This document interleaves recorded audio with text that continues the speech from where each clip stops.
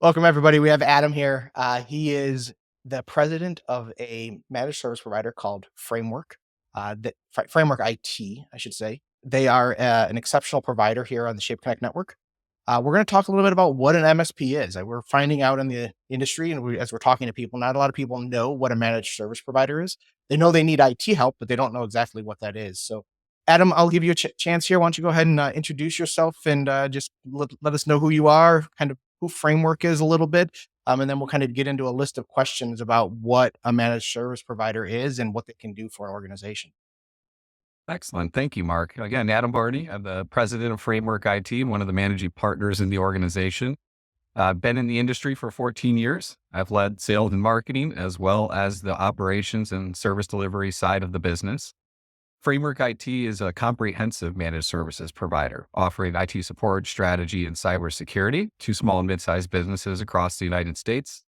We have a very unique pricing model for the industry, which incentivizes best practice adoption, which we'll get into a little bit later when we touch on pricing models. And we also provide voice over IP and unified communication services. For a little context on Framework IT, we have clients in over 40 states. Last time I checked, over 5,000 endpoints under management, 97% customer satisfaction score, and a very high net promoter score. The clients that adopt our best practices are actually able to reduce IT issues by on average 30%. That sounds impressive. So, reducing problems by 30%, that kind of gets into the ethos of what a managed service provider is and what they can do, I think. I myself, I think we've chatted before, Adam, about it. I had owned a managed service provider for a while. I exited that organization about 7 years ago now. But so I'm sure things have changed since then. But on a high level, what's the difference between managed services and, kind of, I'll say more traditional, maybe break fix and even hourly or whatever work that's out there? Like why a managed service provider? Excellent. Yeah, managed services high level is the practice of outsourcing responsibility for maintaining, supporting, securing an organization's technology. MSPs are really kind of the latest evolution in IT management methodology. And I say the latest, but the model's been around for probably almost 20 years at this point. And it was really created to address some of the challenges that arose from what I'll call legacy IT management models, which some might refer to as ad hoc, break fix, project based, or staffing based IT outsourcing models. Managed services plans can vary a lot from MSP to MSP. Again, that's something we'll touch on today. But they typically are going to include ongoing IT support, strategic consulting, and cybersecurity to some degree for a predictable monthly price. Got it. And again, this evolution was trying to address some of the challenges that exist in other IT management models. And it's not to say these models are obsolete or don't have any place for some organizations. For some of these older models of IT management still make sense ultimately. But some of the challenges that managed services addresses with more traditional, I'll call it IT delivery models. One of the very common ones that a lot of people have some familiarity with is internal IT staffing. It's still very prevalent to this day. But some of the challenges MSPs can solve on that end are that internal IT teams can be too costly for a lot of SMBs. IT engineers make great money. It is a very tight labor market. There's a shortage of skilled labor in the United States in that industry. And so they're expensive professionals. And to have a well-rounded IT service delivery operation, say internally, you need more than one person. IT is a lot like the medical field. There's a specialization of expertise. That kind of brings me to another point, expertise limitations. You might have somebody who's really excellent at supporting your staff and desktops, but maybe they can't handle all the server upgrades and you still need outsourced help for project upgrades. Maybe they're not a very well-versed network engineer, so you still need some ongoing help managing the network. Another challenge, and it can relate to these two, is capacity constraints with an internal IT team, especially in the SMB space where that team is very small, very limited. It might be one person. Well, one person or even a very small team will hit capacity constraints when they're sick, when they're on vacation, etc. Another challenge with an internal IT team is it can be difficult to scale. The simplest way to explain it is you can't hire half a person really effectively, especially in a space where unemployment is so low. It's really hard to scale it without just adding full people at significant cost. And it can also be difficult to meet the support hour needs of the business with a very lean, different time zones. You may have people 24/7, so to speak, is pretty insurmountable challenge unless you have a sizable internal IT team. And then the last thing I'd maybe point out that can be a challenge for internal teams is it can be hard for them to bring all the tools they need in-house to manage IT really well. As a managed services provider, we are leveraging a tool set across thousands of endpoints, as I highlighted. So that brings some efficiency and scale and ability to make those investments and extrapolate it across many clients versus an internal IT team kind of has to go through that process of selecting, implementing, and managing each tool, really from scratch. So that's kind of on the internal IT staffing side. Another common traditional, we'll say IT service delivery model was what I would call ad hoc or break fixed support. So this is when you're using an outsourced provider, but you're just using them reactively when there's an issue. They are not providing an ongoing proactive level of service for a monthly retainer necessarily. You're paying them by the hour for blocks of time or by project, et cetera. So it's more reactive to support user project needs. That has some challenges as well. It's very reactive from a strategic and support standpoint. When you pay somebody by the hour for support, they do not really have an incentive or a financial or agreement structure with you that facilitates them going in proactively doing things to prevent issues in the first place. In fact, their incentive is somewhat the opposite because every time something doesn't work and you call them, they're billing hours, which is ultimately how they drive their revenue in that kind of ad hoc reactive support delivery model. So it doesn't really incentivize that proactive element of let's get ahead of the curve. Let's make the right moves, investments, upgrades to our systems, do the right proactive maintenance, do the right security to avoid these issues coming up in the first place. And it's not those providers' fault. Again, it's just that agreement relationship structure just doesn't give them the breathing room to go out and do those things proactively without having to convince the client every time of here's the value of doing this. Here's why this will benefit you long term. That leads to a lot of missed opportunities to improve the environment, improve workflows, avoid issues, enhance productivity. It can also lead to a very inconsistent support experience, which can impact staff productivity. When a vendor, in the IT service delivery space is only billing reactively as projects and support needs come up, their revenue fluctuates a lot. It is very hard for them to anticipate needs looking into the future, and therefore it's very hard for them to staff adequately to respond really rapidly and resolve issues rapidly for clients. They don't have much predictability in that industry. And so that again can lead to very different support experiences, kind of case to case based on their workload in that given moment. And in relation to that, it also can lead to very unpredictable costs, Mhm. as well as inefficient IT spending. So, the unpredictable costs, because support needs will vary over time, project needs will vary. When you don't have this somewhat fixed fee service delivery model, those are going to be very hard to predict and budget for. And they're going to fluctuate a lot. It's kind of hard to manage that cost, especially when you're not doing these proactive things to create more predictable outcomes. On top of that, when you don't have somebody driving proactive strategy and budgeting and planning, it can lead to a lot of wasteful spending in IT that could have been avoided with more thoughtful approach. It can also lead to some security vulnerabilities. And again, when you take away some of that proactive nature, you often also see not as robust cybersecurity solution tool set in place, and or it's not managed actively. So it's not managed well.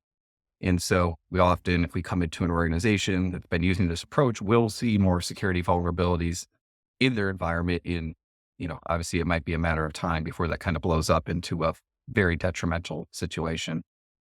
The ad hoc delivery model also has challenges with scaling as well. So if you're kind of a fast growing organization using a vendor that's providing that ad hoc reactive level of service, again, their business being very unpredictable as well, it's hard for them to anticipate your growing needs. Your technology ecosystem and your organization may be growing more complex. You may be scaling staff and therefore needing more and more support quite rapidly, but they don't have much predictable revenue behind that to get ahead of it and to Mhm. increase their staffing. So your vendor may not be able to keep up with your technology evolution or your just growth in your organization.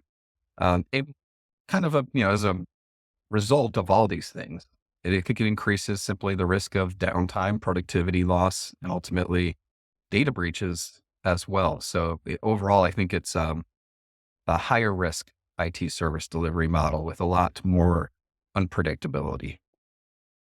Got it. And so would it be fair to say that managed services provides everything from help desk level questions, I need my printer fixed, I need my password reset, up to that strategy level, of where is the organization going and what IT infrastructure or policy should we be following?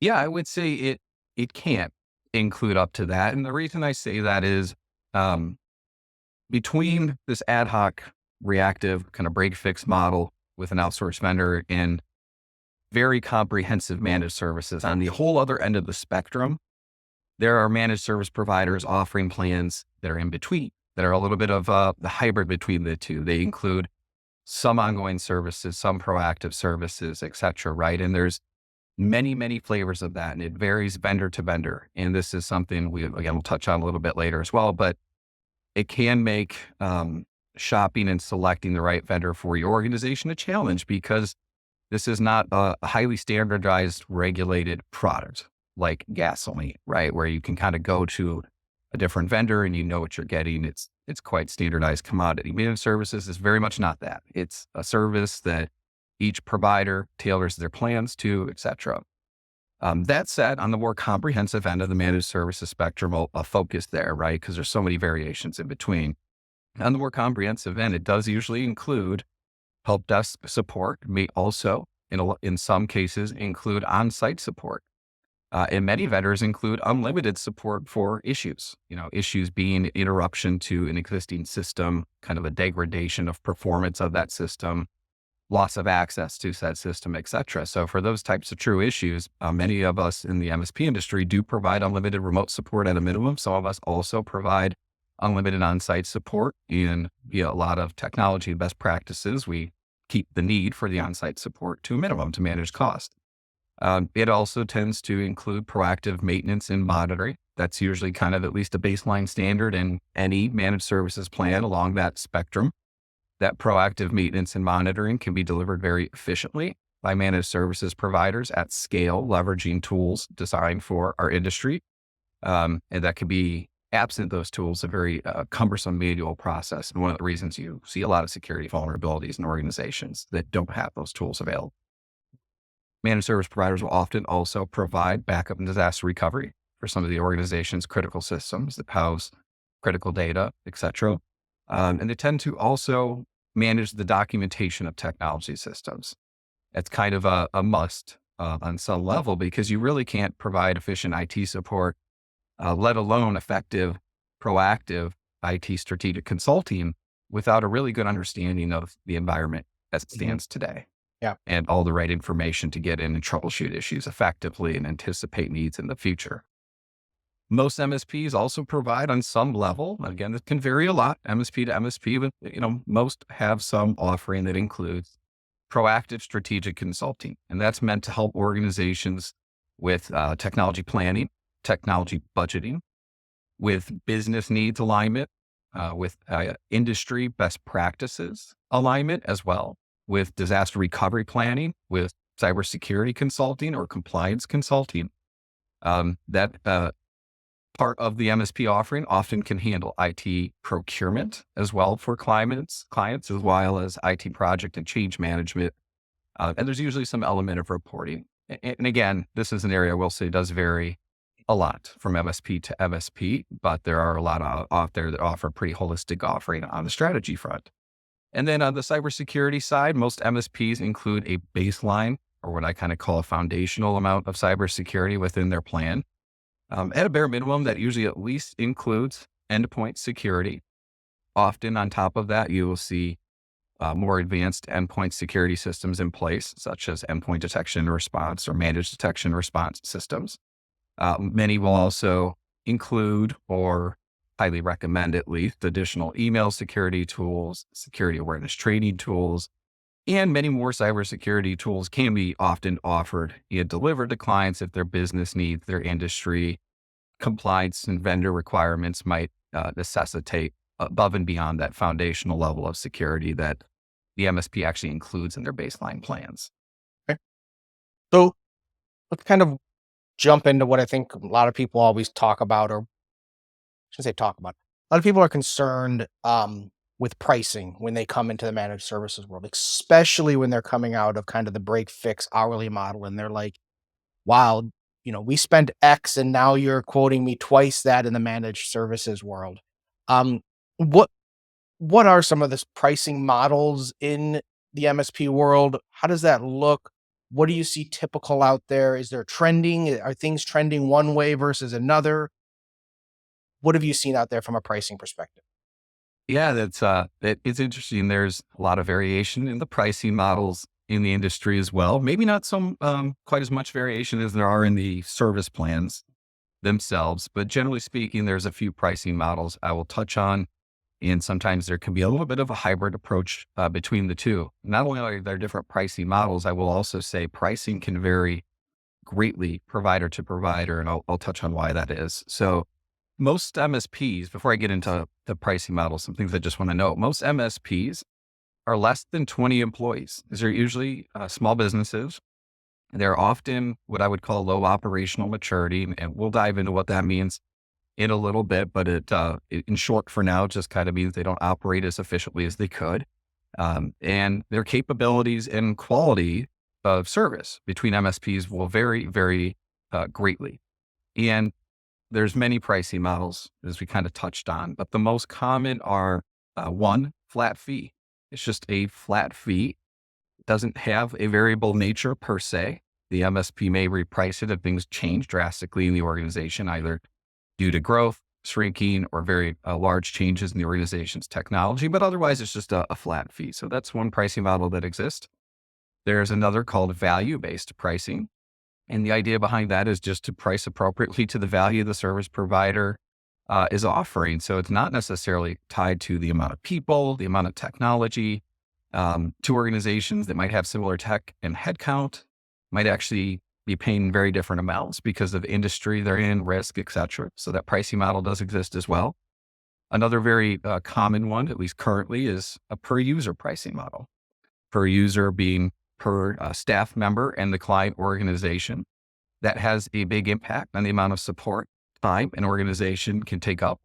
That support time is an MSP's one of their biggest costs. Is their biggest cost. And so you see a lot of pricing models that do relate to the amount of users. There's also per device pricing, per computer, per network device, per server, on and on, down the rack of everything that can kind of be in a technology environment. There's also consumption-based pricing.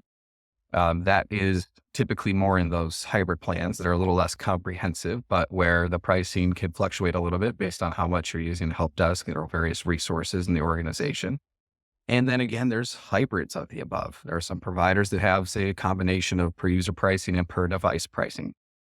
You asked about trends. I think when managed services kind of first arrived on the scenes, one of the most common pricing models was per device. We also saw a lot of flat fee pricing. The trend overall, though, tends to be, especially as the industry matures and as more of the companies specifically increase their operational maturity, we're seeing more and more providers move towards per user pricing and value-based Mhm. pricing. That seems to work best for both the service provider and the clients for numerous reasons. To give you some numbers, actually, again, the pricing can range a lot, but high operational maturity MSPs, and again, the reason I want to highlight that is there's plenty of MSPs that are, say, two men in a truck, right? And they don't have a lot of breadth and depth on their team. Um, you know, the floor is as low as those pricing models can go, but that's not what most businesses need. So for more mature MSPs, they're typically charging anywhere between 140 to as high as $300 per user per month. Now, again, I'm offering it in a per user per month context because I think that's easy for a lot of people to contextualize, but that may not be how the pricing is presented. So I'm just using that at least as a heuristic to give you an idea of the pricing ranges that can exist.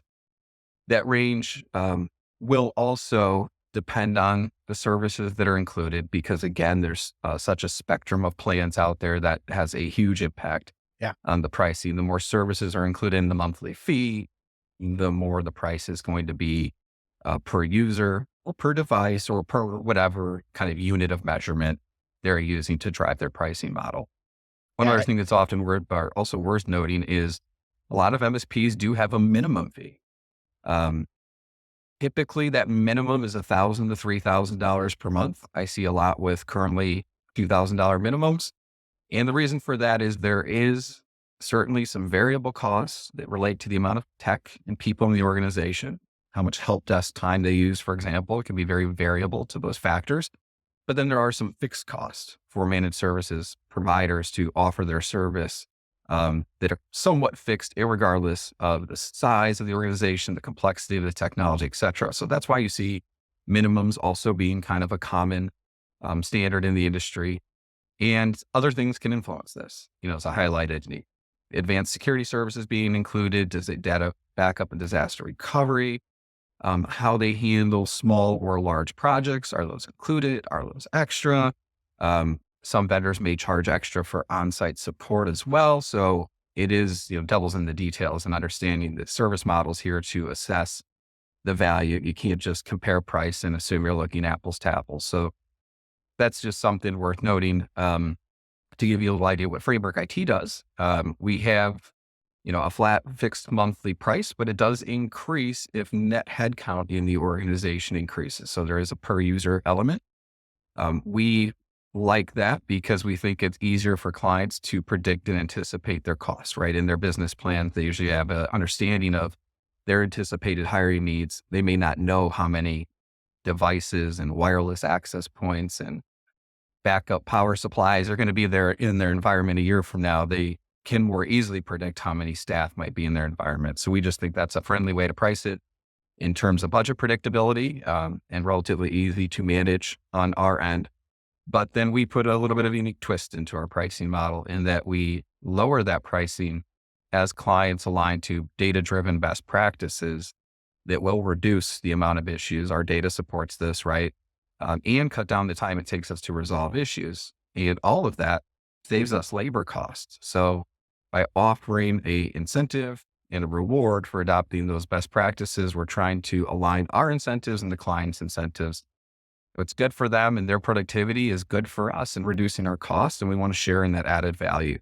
That's Mhm. something a little unique about our pricing model that we don't really see others doing in the industry currently. No, and this is one thing I did want to kind of touch on a little bit.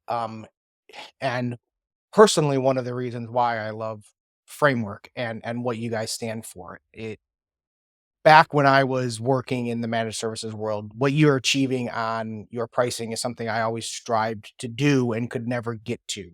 Um, and what it is and what you're saying there is that essentially, if you follow the best practices for, I'll say, operational maturity level within your company, then Framework is going to pass along the savings because they realize that and just, maybe a good example is you replace your computers every 5 years, or I don't know if that's a metric for you guys or not, but let's just assume it is.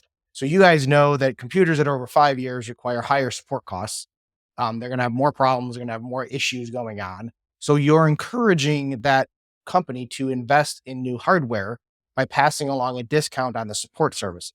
So as they have more mature or more up to date technology within their organization, you're saying, well, it's less for us to manage that. There's going to be less problems. There's less issues if you conform to where what we say are best practices. And it's just a genius way of being like, hey, this is cheaper for us now to manage. So we're going to pass this along to the customer. Yeah, I wish I could take credit for it. I actually did not come up with this pricing model. I'll give a brief background on it. It was in 2019. Some of our executives were asking ourselves, how can we stand out more? There's many managed services providers in the United States. We all have very different plans and pricing models, so there is a lot that is different under the surface. But for especially a new buyer of managed services, it's hard to tell from a client standpoint the difference between providers. You know, you guys all say you do some level of support, strategy, and security. So at a very high level, it gets all sound very similar, very confusing, very difficult for them to differentiate. But the reality is they are shopping apples to oranges, et cetera. So we were asking ourselves, how can we have something that's very, very unique? And we decided actually to just kind of analyze some data when a quick answer didn't come to us. And we pulled our service key performance indicators for the last 10 years, all this ticketing data. And we started looking at how clients' environments were architected, what their technology looked like, right? And how that compared to these key performance indicators. We also kind of interviewed our staff just anecdotally of, hey, what do you think? Your gut, kind of instinct. What do you think is best in each area of technology? What is best in terms of giving the client predictable results, reducing issues, being more efficient to support and manage? That's all good for their productivity, right? And then we compared this information. We compared the key performance indicators, what the client's environment looked like, what our engineers said kind of the ideal looked like. And it was eye-opening.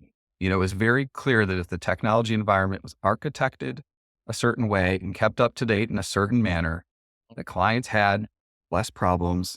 The clients used our help desk less as a result. When they did, we could resolve their problems faster. And so it really, you know, benefited both parties because their issues are productivity issues for the client, right? And for us, the more they're calling us, the more cost goes into servicing that agreement. So it led to the somewhat epiphany moment of we can price clients up front a little lower who align already to these best practices to varying degrees. And we could incentivize all clients to head in this direction over time, insofar as it's going to work for their business needs.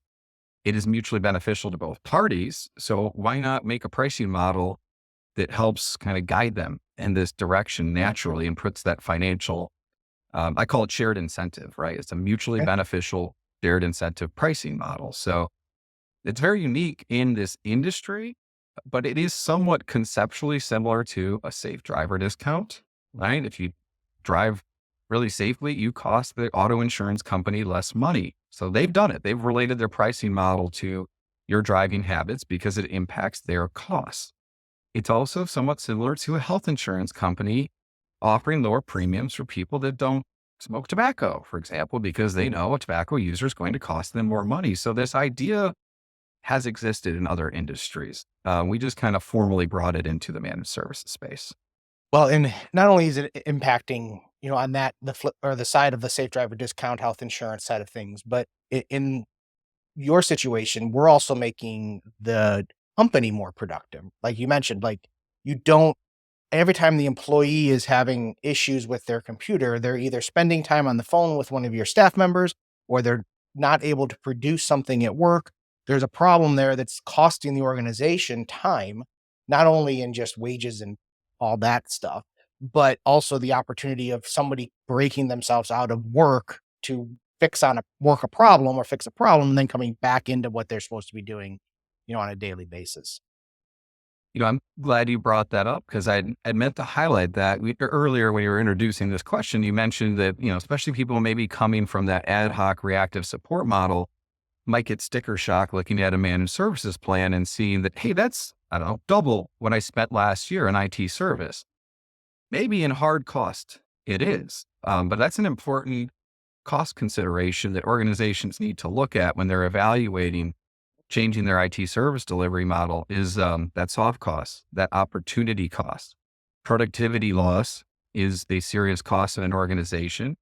MSPs, right? Our highest cost to deliver our service is labor. Well, that's true in, I think, most industries, right? And so people not working, not able to work at all or not able to work effectively can add up rapidly to significant costs. And it is not super easy necessarily to quantify that black and white, but it is a real cost to an organization, right? Productivity matters. Oh yeah. I don't think anyone would argue it doesn't. And Yep. so you need to factor that in when you're thinking about making an additional investment in a better run um, technology environment, so to speak, because that has a direct impact on staff's productivity and that has a direct impact on the efficiency of the organization and its profits. Yeah.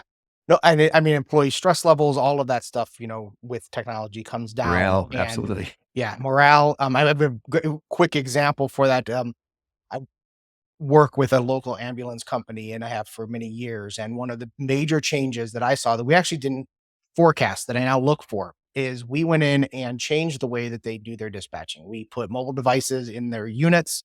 So directions and all that stuff got pushed there. Prior to that, they were receiving their dispatching radio traffic was off the charts. Lots of radio traffic, people asking for directions, all kinds of stuff. The dispatch office was chaotic is the best way to put it. After putting all of those mobile devices in the units, all of a sudden the dispatch office became quiet and everything became much more stable. And the dispatchers were able to think through their job of actually piecing together the right trips together rather than having to respond to all of these fires or emergencies that were coming across the radio. And that's just one area where a piece of technology not only made them more efficient just because it from general reduce mistakes, all that fun stuff. But the dispatch office themselves, morale went through the roof. They were much better rested. They were much better employees and just so much more efficient overall. Yeah, you make a great point. There's two primary categories of benefit from really well-run IT. I would say there's pain relief, and that's where avoiding like productivity loss, reducing the risk of security breaches that can be very costly, detrimental to reputation, etc. Right? That's pain relief.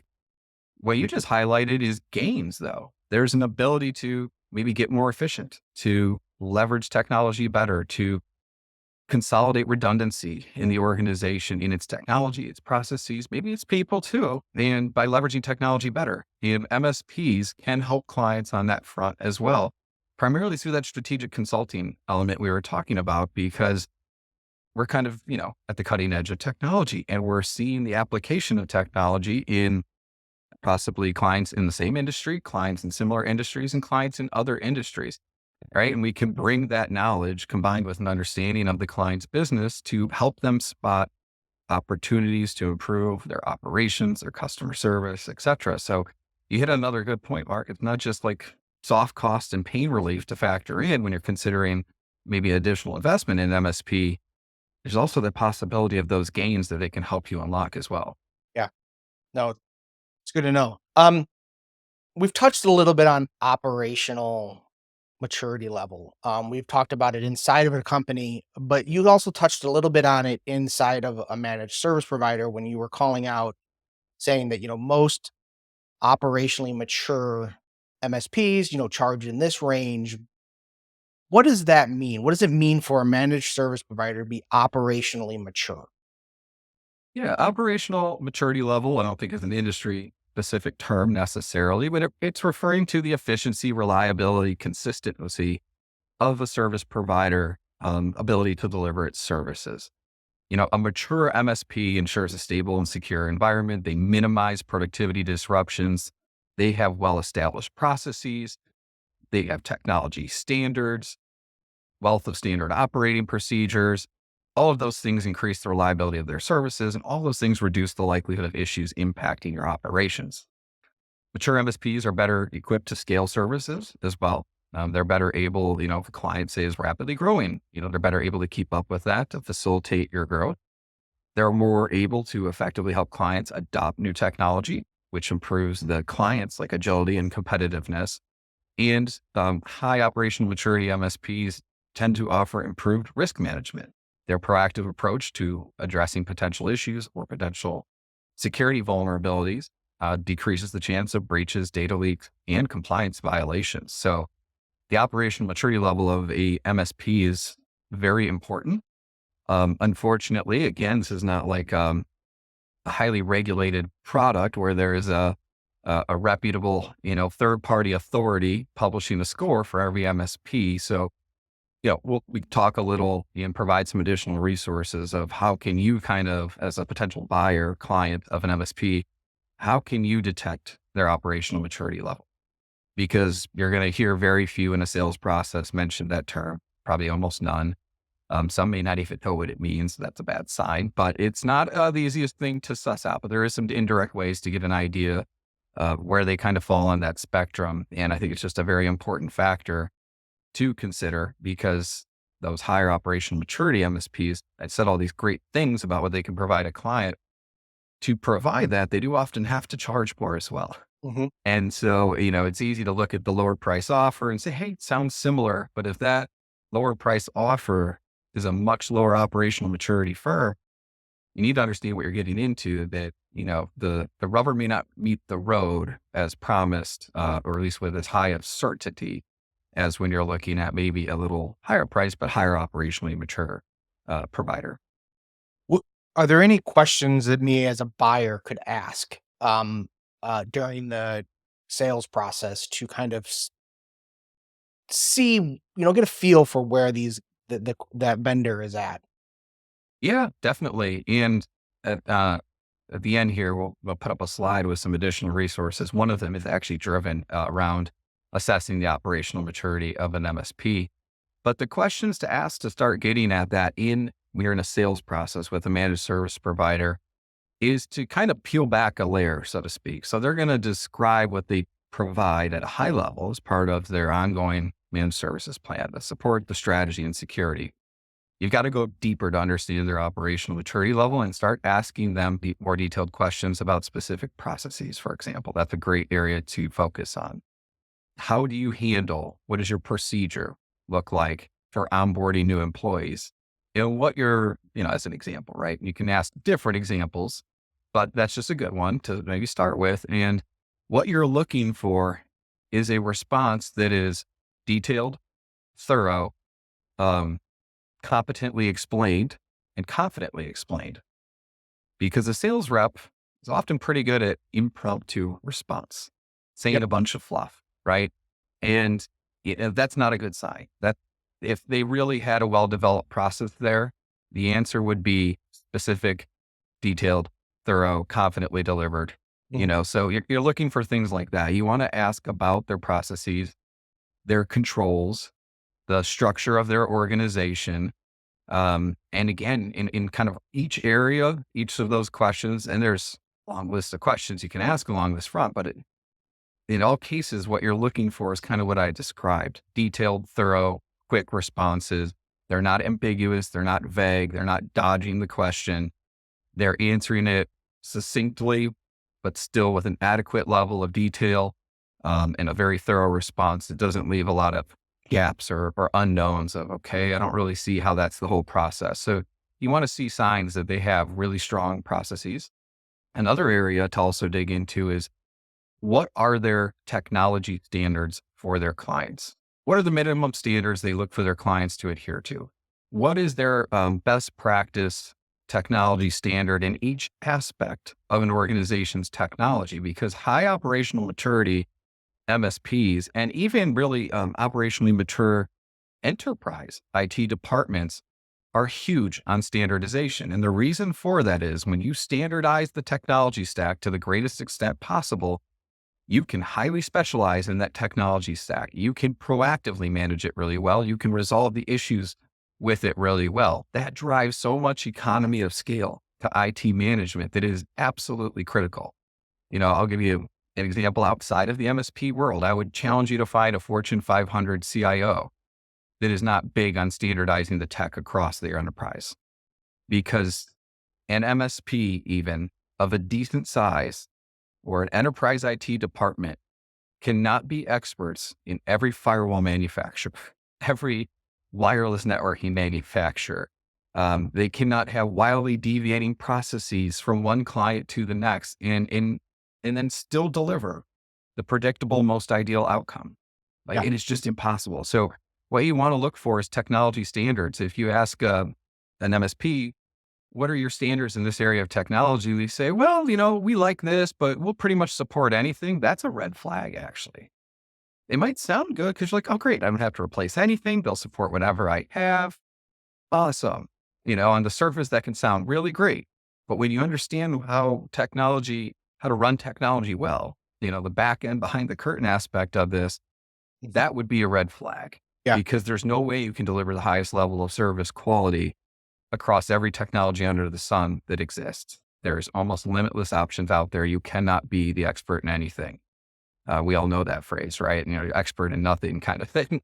Yes. Jack of all trades, that isn't going to work well in terms of delivering predictable IT support outcomes. So one of the big things in operational maturity models for MSPs is to get tighter on technology standards. And that can be a challenging one for clients to understand, but they really kind of start educating themselves on why does this matter to me as a client? Forget why it benefits the managed services provider, right? But how's that going to benefit me? I think it starts to really fall into place, be really logical, and you can see why it's beneficial actually to both parties, right? And that's, I think, to a large degree, why we saw in our data too that we could offer a lower price that clients that met certain standards Yep. we're going to get better results. It relates to this concept that technology standards drive efficiency for clients and the providers, and they really do matter a lot. So that's another huge factor in operational maturity. No, that's true. And that's driving those standards. I mean, my last organization, part of my goal there was to implement standards as much as possible. And that was something that we did. I mean, we went as far as we included your backup software, your your antivirus software, your cybersecurity training. We included a whole suite of things included because we were like, we just need you to have this. And we required the same firewall for everybody. Like all of this stuff was, we forced a whole lot. And once we did that, you're right. The service level went up, the predictability went up. And I'll say too that the organizations that we were working with appreciated that because we were able to demonstrate over time as you fell into these standards, look at the ticket count, go down. Look at the more productive that your employees are becoming. And now again, you guys have tied that exactly into then, okay, we're more stable, doing less. Now let's give you a little bit of price savings. And so that again, we never got that far, but that's great. Yeah, I think one of the neat things about that pricing model is any good, decent, even MSP is going to recommend some things. And generally, those recommendations that are usually going to come from a good place. It's not just to make a sale. A lot Mhm. of times those recommendations come from engineers who aren't even incentivized around sales. It's not their nature, et cetera. They just actually want to see the right thing, right, in place. Um, but what's I think really neat about our pricing models, it really, I think, helps dispel the idea that someone's making this recommendation to get a project sale or something like that, because we're saying, hey, you do these three things and then we're going to lower this monthly price. Well, you could probably guess that the monthly revenue is more important in our business than the one-time revenue, from a stability, predictability standpoint. And so I think clients also see that and appreciate that it's just another signal that, hey, if they're recommending I align to this best practice, educating me on why, I can feel really good about this is coming truly from a really great place and not somebody driven by quotas, bottom lines, and things like that. Well, and in the same token, it allows your organization, the MSP, to become more stable and allow you guys to have more growth. And it's just a win-win kind of all the way around when you kind of incentivize those both sides. No, it's yeah, I love it. Um, Moving into that with MSPs, a lot of organizations think they can kind of, maybe hire their own person. We touched a little bit about early on about how hiring the you know, one person show inside of an organization, sometimes it seems like a good idea sometimes, but the same token, you are now fully reliant on that single person. So any vacations, anything that they have, any time off, anything that happens, you also have a knowledge gap there as well, in the sense that that person is solely focused and knows everything, or theoretically will know everything about the organization, but maybe not be specialized in other areas as well. And so when does it start to make sense to hire somebody internally?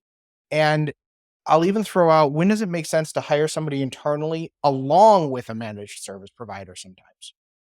Yeah, that's a great question. And I think there's a few factors that go into this. Um, Probably the first and most obvious to me is employee count. So, and these other factors I'm going to talk about can adjust the consideration on employee count. So these are not like totally mutually exclusive. So under 25 staff, I would say broadly across most business models, it's going to be very difficult to justify the cost of one IT professional. Even most 25 to 50 staff organizations can't justify the cost of one IT professional. And the reason I say that is this will depend what market you're in. Of course, compensation can vary quite a bit across the country, but let's say intermediate IT professional who can handle most things in house, they're not going to be paying for too much outside consulting for upgrades or migrations and things of that nature. You're probably looking at minimum 70,000 all in. So I'm going to include salary benefits, right? It's not just their salary. There's an added overhead to each employee. Probably 70,000 minimum up to 110,000 maybe in some expensive markets. And that's for intermediate. They may not be able to competently manage every single aspect of the environment or handle every project. So you may not really have fully in-house IT support with the investment in that one individual. On top of that, they don't work 24/7. They get sick. They, go on vacation, and there's some risk there of what happens if this person leaves, disappears, and a bunch of knowledge, information that's really critical to running your IT environment. Maybe it wasn't really documented. A lot of IT people are great at memorizing it up here. And if they don't have a really good documentation process or system, it can put an organization in a lot of risk when there's only one person who had it up here and suddenly they're not available for some reason. So, at 50 to 100 employees, I think it can often make sense to start evaluating one full-time IT person, and what that person's role specifically looks like does need to be tailored to the organization's technology, needs, preference, its budget. It could be at a coordinator that kind of front ends and triages small issues and works with an external vendor. It could be bringing in a help desk person to handle end user support and be kind of on site, readily available to people. It could be more of a IT manager, IT director level person who's doing a little bit of support. There's also liaison, looking into like strategy planning and budgeting. So again, what that role looks like does vary based on the organization. But I'd say at 50 to 100 is where it often makes sense to start evaluating bringing IT, at least one person in-house. Now, again, you still may be working with a managed services provider Mhm. at that point as well. That's quite common. Now, again, some of these other factors we'll talk about can adjust this. They could increase the need to hire somebody sooner is what I would say. So another area is support needs. Some organizations, because of the nature of their tech or the nature of their staff, require more on-site support. That might increase the cost of using a managed services provider. Also, unless they're in the same building as you, they can't get there on site as rapidly as somebody who's sitting at a desk in the office. So that could increase the time or, point of your organization growth where you might want to bring somebody in house. Um, Staff that are not very tech savvy could also accelerate that need for an internal IT person that can walk up and kind of lean over and help them right at their computer at a moment's notice. So again, that kind of comes down to the tech itself driving those needs, the tech savviness of the client staff. And then I would also even say preference. Some organizations culturally like the idea of being able to walk over and tap somebody on the shoulder. I would encourage them not to do that because I don't think it's a very good process, but that some people have that preference, right? And that can accelerate that need to bring a person internal. The other thing is what your organization's product or service is and what the support needs are around it. And the reason I bring that up is some organizations sell a product or a service that has a technology element to it to either develop, install, or support ongoing. So it's part of what you actually deliver to your client that you need professional assistance. That is probably not a good fit to have a managed services provider fulfill Yeah. because managed service providers, we talked about this, right? They thrive on standardization. If it's something you're selling as a product or service, it's probably not highly standardized outside of your organization, right? So If it's a core component of your own service delivery or your own product delivery to your clients, you probably want to bring that person in-house where you can have the greatest amount of operational control over delivery of your product or service. And in a similar vein, if your organization has proprietary technology, again, technology standards, right? MSPs, Hmm. if you've developed your own um, software, it's probably the most common, right? If you developed your own software to be very specific to your business, an MSP is not going to manage that well. We already manage thousands of, line of business applications as is. We cannot be the expert in every standard enterprise application that's out there, right? We can't know all the major CRMs in and out, all the ERPs, all the accounting systems. That alone is impossible, let alone being a complete expert in a proprietary software or other technology system developed in-house at one client. So, in general, I recommend avoiding proprietary technology whenever possible due to scaling issues. I've seen it put organizations kind of in a hole and cause them issues down the road. It sounds great up front to have this, say, software that's highly customized to your business processes, but it can get you in trouble. A lot of great enterprise software is out there that can be tailored to your needs, maybe not as perfect as a proprietary software, but there are a lot of pitfalls to proprietary technology, especially if you're an SMB. It gets easier to manage that kind of technology in the enterprise world where you can have a team of developers that are dedicated to it, support it, and do that at scale. Yeah. So all of those things can accelerate the need to hire internal IT people earlier at an earlier stage of growth, maybe at a lower employee count than what I was saying initially. You touched on something there that I thought was interesting. So, you're talking about the support and specialization of certain software applications within an organization. If should I expect my managed services provider to support my CRM? Generally speaking, no. Managed service providers usually manage the organization's infrastructure on which sometimes these applications do live, right? Unless you're using like web-based software as a service, it might be installed on servers that you fully manage, either in the cloud or on site. As an example, it might be installed on computers. So the managed service provider role when it comes to that application is to make sure the underlying system where it's installed is running well to support the application running well. They're there to support the access to it in many cases. But when it comes to things within the application, what I would call software administration, Yep. I use the example in a CRM. You want to customize workflows within your CRM using Salesforce or HubSpot or what have you. A better resource than a managed service provider for that is either the software vendor itself or one of their value add resale or consulting partners who are highly specialized in software administration.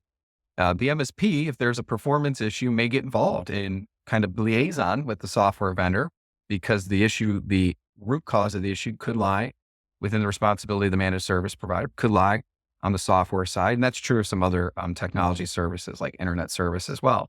So a lot of MSPs will do what we refer to as vendor support, vendor management.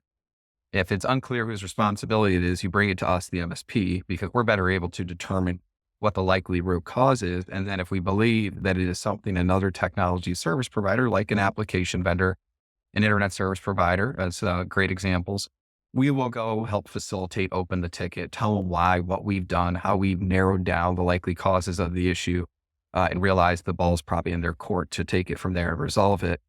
But I said generally speaking at the beginning, and the reason I do say that is are some MSPs that are very specialized into a very particular industry. And sometimes those highly specialized MSPs combine some software administration capability. Now, it is somewhat of a separate offer Yeah. from traditional managed services, this ongoing software administration in kind of developing and integrating that in an organization's workflow is often kind of more like a consulting practice than a managed services business. But MSPs that are very specialized in one industry do often develop both practices and deliver both to the client. And that can be nice to have that one throat to choke, so to speak, where they're handling both sides of that. So it's not unheard of. I would say it's not necessarily the norm though. So generally speaking, I wouldn't go into an MSP and expect that they're going to do all this software administration for you. Even ones that suggest they might, I would be very cautious to dig into how specialized they are, what partnerships they have with that software vendor, what their experience is with that, because I've seen in my career a lot of over promising, I think, on that front, and a lot of under delivery. So, but again, if you see an MSP that maybe specializes entirely, again in a particular industry, they may have that kind of application consulting practice in house as well, Mm. kind of bring both offers together, and so that's something to consider. So I wouldn't rule it out entirely. It's just not the norm. Yeah. No, for sure, and I'll give a soft plug to Shape Connect here. That's what, we help work find or have organizations find those specialists. We have CRM specialists, ERP specialists, that are working in those areas. Because 'cause you're right. The MSP isn't responsible for taking care of the operation of the software. How, like you said, building workflows, making sure emails are sent out, like all of that kind of stuff can be dealt with. There's professionals in those areas. Your goal is to make sure that the underlying infrastructure is solid, stable, and secure. Yep.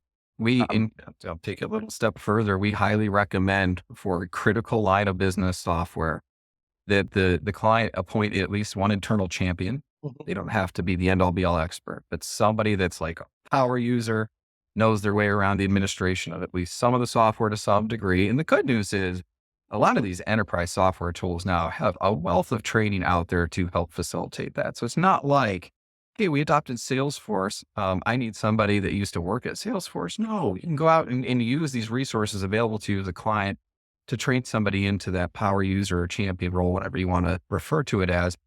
And then also work with an external consultant that is very well versed in the software. That combination of an internal champion and then a true expert resource that's usually outside of the organization is where you get the best results in terms of managing your critical software stack, in my opinion. oh, good. Changing gears a little bit. There's a new, I shouldn't say new. It's a newer term, called an MSSP. Uh, What is that? Why are we putting another S in the middle of the M and the P? Like, is this just a way of, like, changing company, like, more acronyms we gotta figure out? Like, what is an MSSP? Well, in IT service, we love our acronyms. Yes, There's for hundreds or sure. thousands in the whole dictionary written around them. Yes. But no, an MSSP is very different than an MSP. An MSSP is a managed security services provider. Now, some of you are going, well, wait a minute. The managed services providers deliver some security services. Exactly. I was gonna say, Okay. when This you've mentioned sounds security and very muddy, right? yeah. So, the key difference is the managed security services provider, their core business is managing the security, meaning they are staffed with cybersecurity experts, people highly specialized and credentialed around cybersecurity specifically. They typically have a 24 by 7 by 365, what we'd call a security operations center. Uh, put that really simply, what a security operations center is, and I'm going to oversimplify it, is it's essentially a help desk focused on security, not just a reactive help desk. They're also proactively watching the glass pane, so to speak, for monitoring alerts, triaging what's coming in, and using advanced security solutions to help make that all more efficient and effective. So yes, a lot of managed services providers do provide some level of this in house. So they might provide that endpoint protection software, and maybe their help desk is monitoring it. In most cases, they are not going to have as much expertise on the cybersecurity front, as much specialization as a MSSP would. In most cases, they're not going to have a totally 24/7, 365 team that's highly specialized, monitoring, managing those tools and responding and triaging any alerts or possible threats that come up. And in general, most MSPs aren't going to be able to competently deliver as much advanced security solutions. So managed service providers are a little more broad, right? At delivering IT operations and infrastructure management services. Whereas the managed security services providers are almost exclusively, or at least highly specialized in the cybersecurity element alone. Now, what's been really interesting is, and I think this is the trend that is started years ago, and I foresee this continuing, is a lot of the managed services providers are partnering with the managed security services providers to deliver some or even all of the managed service providers' cybersecurity solution set to their clients. What a lot of us in the managed services industry are realizing is the threat landscape is getting scarier. The amount of threats are increasing in quantity, and they're increasing in severity or sophistication. There's a greater need to have those highly specialized experts implementing, well, selecting and implementing the right security tools, managing and monitoring them ongoing, and responding to possible incidences. So more and more of us on the MSP side of things are partnering with MSSPs, or the very large MSPs might be building out their own kind of managed security practice within their organization, or buying a small, maybe relatively than them, smaller managed security services provider.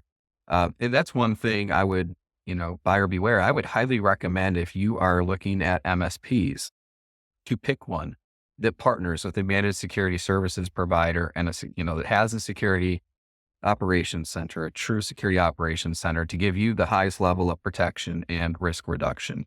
And I will, go a little further, because you might say, well, that sounds expensive because you have this highly specialized security provider. Now this MSP is kind of buying and reselling some services from them, including it in this larger package of services the MSP is delivering.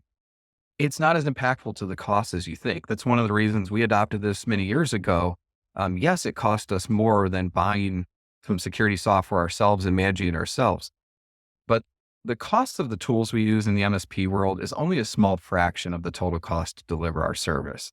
So doubling that cost does not have a huge impact on how we have to price our service to clients, but it has a huge impact in the amount of protection and risk reduction that client has, and we have, as an MSP. That, this isn't all, purely about the client standpoint too. We shared some of the risk that the clients are exposed to on the cybersecurity side. It can negatively impact us as well as their partner. So it also reduced our risk. And so I think that's a critical criteria that I would look for in selecting a managed services provider at this point.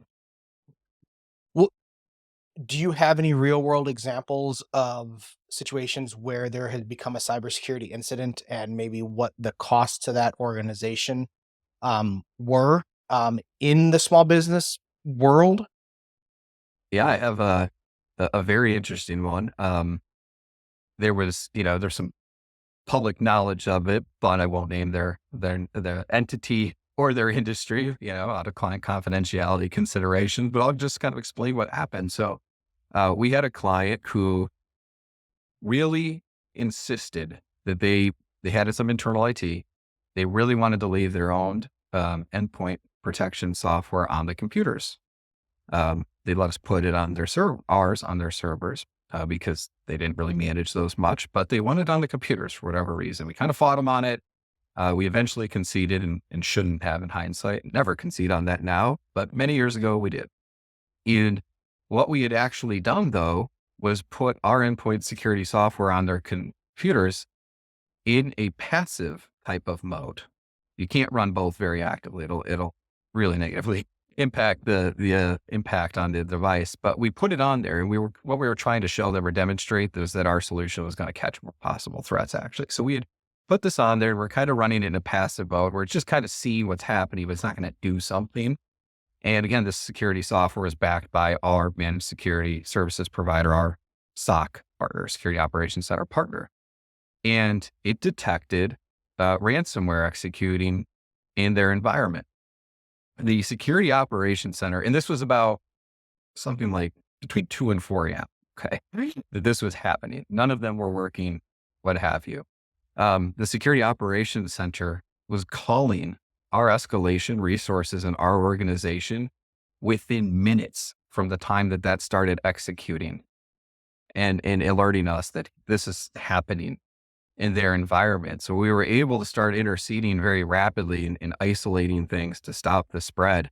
But it did get on some critical systems. These things can execute fast. And unfortunately, had our tool been in an active state, we don't know this for certain, but had it been in an active state, it very likely would have halted this incident and drastically cut down on the risk.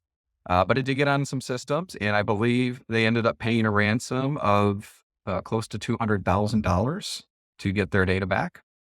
And there was some goodwill issues on their end, insurance claims, had to get Mhm. some cybersecurity forensic firms to come in to help address all that, hire a very expensive law firm to manage the impacts of this for like compliance and a PR side of things. So, it was a nightmare, and unfortunately one that probably could have been avoided. And so that's a really sad story. There's also, some great stories. We had a almost similar in how it started one, but the client had our tool in an active state. Again, a threat was trying to execute overnight. The security operations center detected it, fortunately, took the impacted device completely offline, off the network, which prevented it from spreading further. And again, was on the phone with us within minutes to talk about, hey, here's what happened. We pretty sure it stopped here. But they took it even a step further and said, here's kind of our run book, our playbook, this type of threat.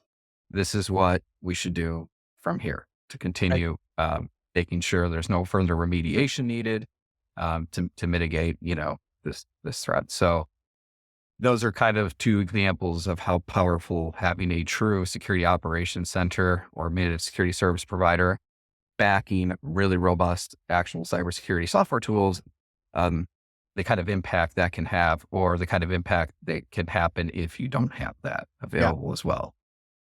Now, one of the things that I've always um, heard with security wise too is one of the biggest areas of I'll say intrusion is the person in the seat, right? It's me. It's me getting a text message or a phone call or something and giving something up to that bad actor that then allows them to compromise something. Like they call, they ask me for my password and then the two-factor code because they're saying that they're my managed service provider calling, and they're logging in to fix something or whatever. What what do you see managed service providers or even managed security service providers doing to train the staff member to prevent that type of, or educate them so that they're not as what do I want to say, is open to falling for that trick? Yeah, I think I've used the phrase that your employees can be your best line of defense or your worst line of defense. Or, they can be your biggest threat ultimately. And I don't mean your biggest threat in terms of them acting maliciously. That can and does happen too, but that's not what I mean by that. And what I mean by that is just their level of security, education, and awareness can have a huge impact on the efficacy, let's say, of your security defenses as an organization. And to go a little deeper, you can deploy these fancy, expensive security tools, but none of them are perfect. The Department of Defense of the United States has had some breaches, right? And I promise you, they invest a lot in this. So there is no perfect technology when it comes to this. The tech, the prevention and defense tech advances, but the bad actors are also advancing as well, right? And so it is a never ending game that I don't see going away. But by educating staff on, and I don't mean making them security experts, right? Where they have acronyms after their name. I'm not talking about that, but just helping them understand the do's and don'ts when Mhm. you are using the internet, more or less. What to look out for that should be raising alarms, red flags in your mind, and what to do when those flags are raised can go so far to making them an effective, pillar, so to speak, of your defense. A lack of that, uh, an employee that is very unaware and engaging in bad habits, not spotting red flags, that can undermine all these other neat security software tools Mhm. you purchase because again, none are bulletproof. Yeah. They all, something can get past them. That'll kind of always be the case, right? So what a lot of managed service providers do is include mine security awareness training, and it's usually combined with mock phishing, where they're getting what is, meant to replicate a phishing email sent to them. Now, in this case, it's coming from the good guys. And it's a way to test, are they learning from this training? And if they're not learning, let's cycle them back through training and let's hold them accountable internally if it's a recurring problem. Because a lot of security breaches, the majority actually of successful data breaches start with actual email phishing. And that's not the only place employee education matters from a security standpoint, but it is a big one. So I'll focus there for a moment because it is the source of so many breaches. And email security software, like any security software, is not perfect. It cuts down the risk a lot, but it's not perfect. So that education, which can be delivered at ultra low cost in terms of the actual backend platform and in terms of even the time investment, is the really high value way to reduce your risk. You get a lot of risk reduction relative to the cost of an online training program for your staff. So that's when I think of ROI with security. It's not that you're getting more money for investing in security or improving your security posture. You're getting kind of units of risk reduction per dollar invested, right? That's ROI in my mind in the security world. So, staff training is one of the highest ROI things you can do from a security standpoint. So a lot of MSPs, framework being one of them, that staff training is part of what I would call our foundational security that's always provided with our managed services plan to our clients. Yeah, and I mean, staying on top of the security side of the space is a never-ending game. It feels like it's even worse than the trying to stay on top of the IT infrastructure side of things. I mean, I just saw a situation where the owner of an organization posted on LinkedIn that they were going to a conference, so they went to said conference.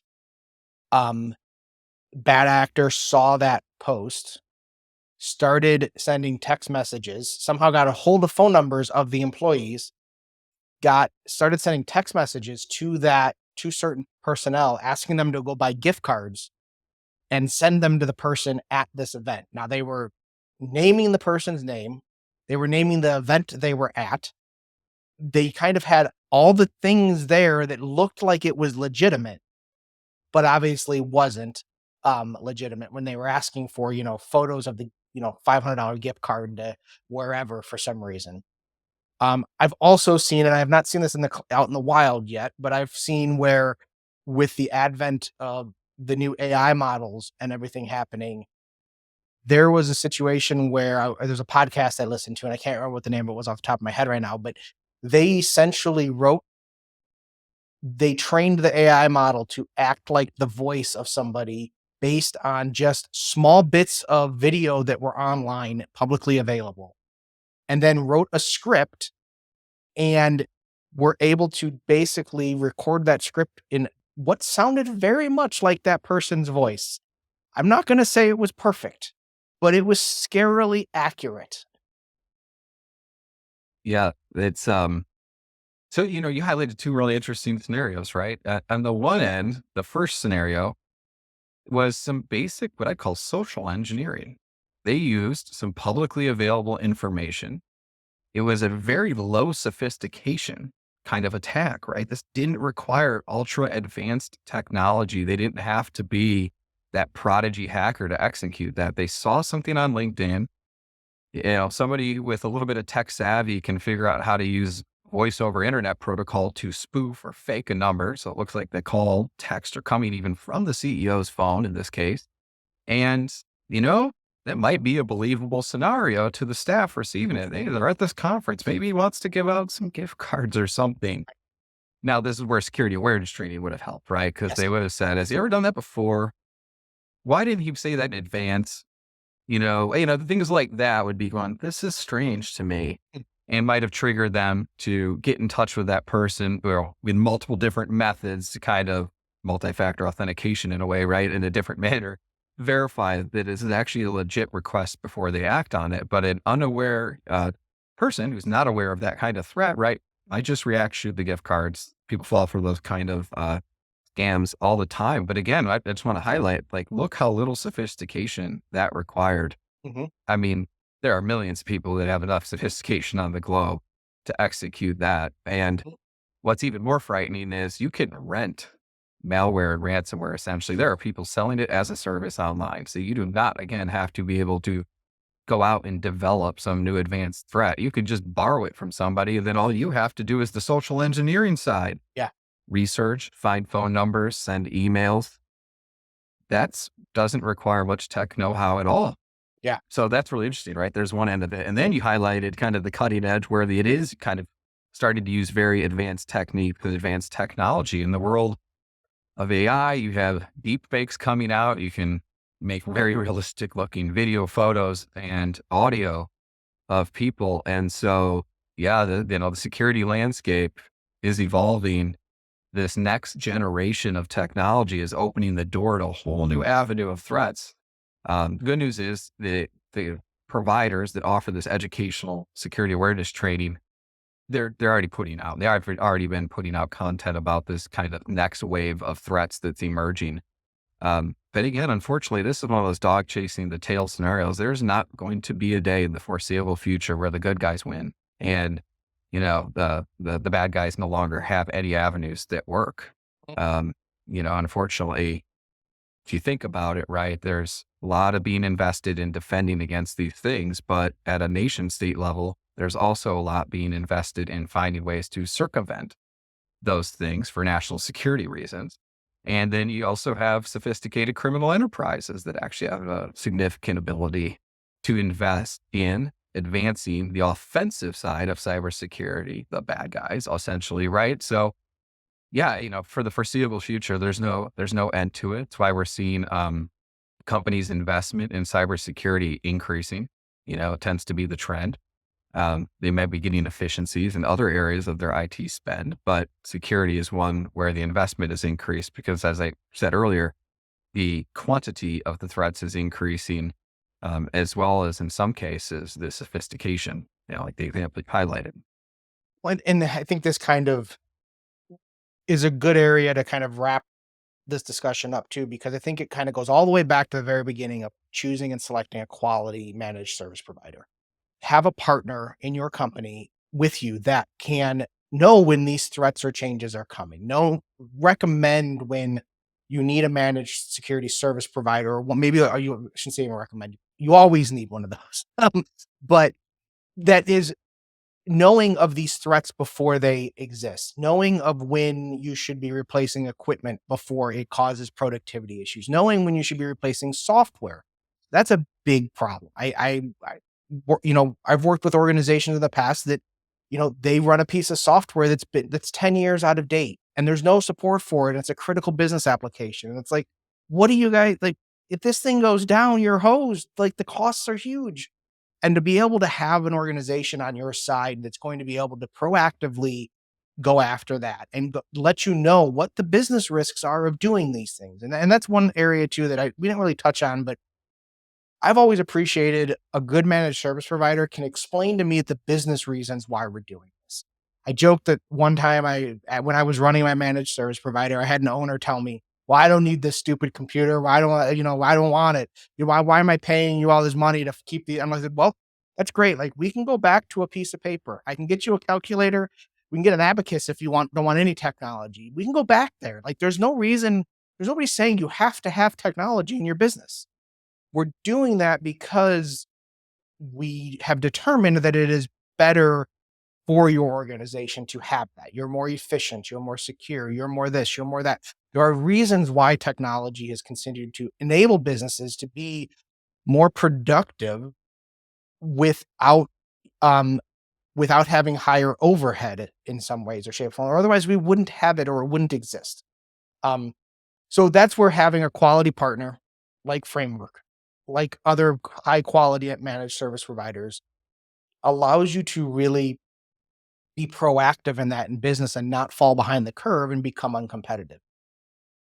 Yeah, I think you nailed it on the head. You compete in today's environment. I think you have to adopt technology. You have to evolve with technology, Yeah. or the competition will leave you in the dust. But it is a double-edged sword.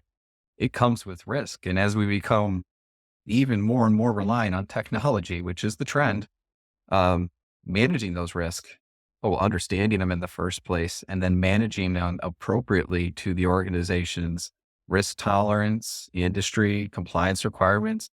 This is increasingly important, and cybersecurity conversations are taking up more time in the executive suites and boardrooms as a result. And again, I don't see that trend reversing anytime in the foreseeable future either. I think it's going to No. continue to accelerate as technology accelerates. Yeah. And with the cybersecurity side of things as well, I think the headlines all read about the large organizations that are out there, but and I don't have the statistics in front of me, and maybe I can throw them in here and post, but um, I know that small businesses are being impacted more and more with cybersecurity threats. Yeah, absolutely. We used to hear this more often where the small business leader would say, I'm not Sony, I'm not Home Depot. They're not coming after me. I've got bad news. Yes, there are those highly targeted attacks at high value targets, right? Big enterprises where a lot's at stake. But a lot of cybersecurity threats, they're just casting a broad net and they're looking at the unfortunate fish that kind of swam into it or was very vulnerable to it. They don't care who you are. They didn't target you. They don't need to. They can just drop a lot of lines in the water, so to speak, and see what bites. Yeah. And that is actually what a lot of the threats out there are. Yeah, it would be interesting to pull up the statistic. I don't recall it off the top of my head, but it's eye popping. Small businesses are very impacted Yes. by cybersecurity threats. And I think there's a little less awareness, just how susceptible they are because they think I'm not a target.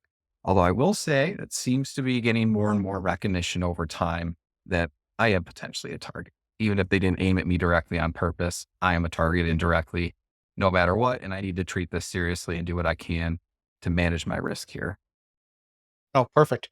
Yeah, it's a ever-changing landscape. I mean, it's kind of crazy to try and keep up with it and to think that, you know, again, that's where a high quality managed service provider comes into play is you don't have to worry about keeping up with that because that's your job. That's what you guys that's your professional job out there. That's what you guys are keeping in tune with. I can focus on making my widgets or doing whatever I need to do as a business owner while I can hand that portion of my organization off to you and know that it's in good hands. And that's where establishing that trust.